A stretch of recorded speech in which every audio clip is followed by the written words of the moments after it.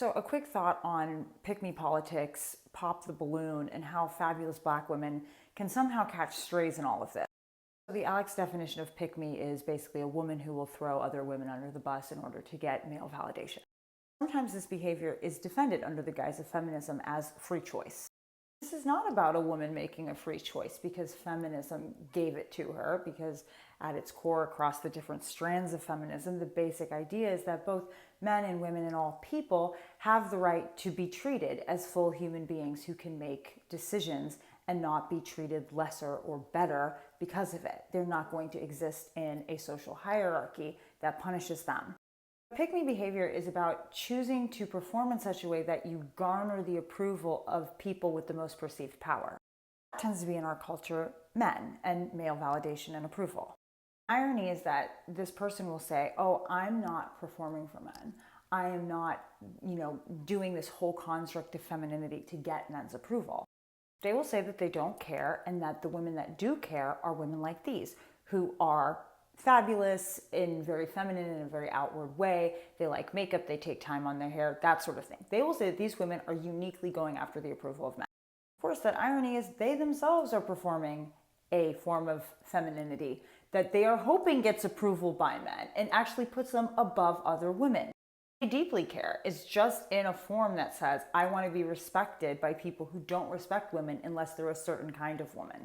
Now, the standards for what makes an acceptable woman or a good woman or a cool woman, those things change because culture changes. But there are some things that have stayed the same or have been deeply influenced by stereotypes, assumptions, and various characterizations of certain kinds of women. And this is where you might also run into a kind of shock when you are the only fabulous black woman in the room, or just the only black woman in the room who's confident in her image, her clothing, her makeup, and how she presents herself.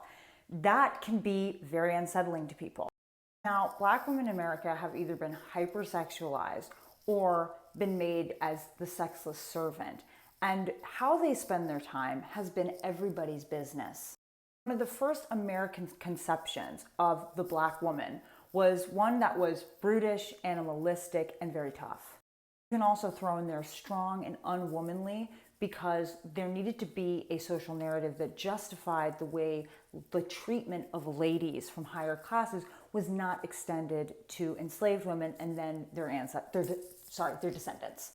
If you want to see examples of that, I would suggest you Google it. Google these images of blackness across time, and you will find that people have been collecting various artifacts, objects, and art that was going out and showing to people like, look, this is what a black woman is. This is what the black women in the South look like. This is what they do. This is where the people from Africa as a country or whatever, this is how they are, and this is why we treat them this way. So there's receipts for all of this. You will see even in the 90s and the early 2000s in America how employing black models to sell femininity and womanhood, because that's the product that these companies through their clothing and their makeup brands were selling, how they don't always use black. It was very rare because they couldn't even trust image-wise for black women to sell those concepts or that those concepts would be accepted on them. This has an effect. The 90s and the early 2000s were yesterday. Many of us here were either born then or raised by people who came right before that. And so you have this idea that doesn't help after this long history of treating women, black women, as servant, mammy, or this Jezebel. If black women were picked as beauties and worthy partners, they had to have what was known as exceptional natural beauty. Now, when you watch Pop the Balloon or even Love is Blind, you can see how what people go after in times of strife is the effort that these women put into their beautification. You will hear comments on their hair, if it's bad, if it's good, if they have extensions or weave, or if it's natural, if it's not. You'll hear things about their manicures or their pedicures, the hair on their arms, all these different things. Now, I want you to realize that most of us grew up with the idea that black beauty and to be a black woman who was beautiful was a lot of work, and it took a lot of time and so much effort to overcome everything natural about ourselves to look a certain way.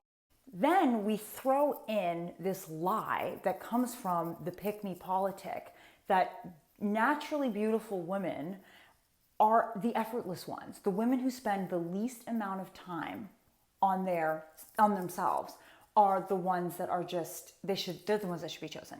Unfortunately, people will come onto this show, they will see beauty and they will think, something must be fake here, because if you had to try, you must be a scam. Of course, we're all losing because you're denigrated for trying and you're denigrated for not trying hard enough.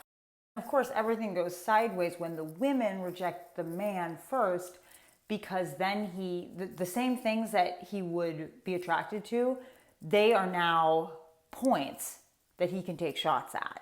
And he will go down the line. You're fake this, you're fake that, blah, blah, blah. And it's embarrassing to watch. So if it's not about the hair or the nails or the stuff or how you look, what is it about? It's how you make these people feel. People with character will love you for who you are and the expression you show, whether it's a lot of time or a little time, whatever your effort level is. People who are small with like pick-me behavior or the macho behavior that tears down a woman because she doesn't want to be with you, they actually need you to pick and approve and validate them first. And then that determines whether or not they'll treat you with respect. And that is something we can all do without.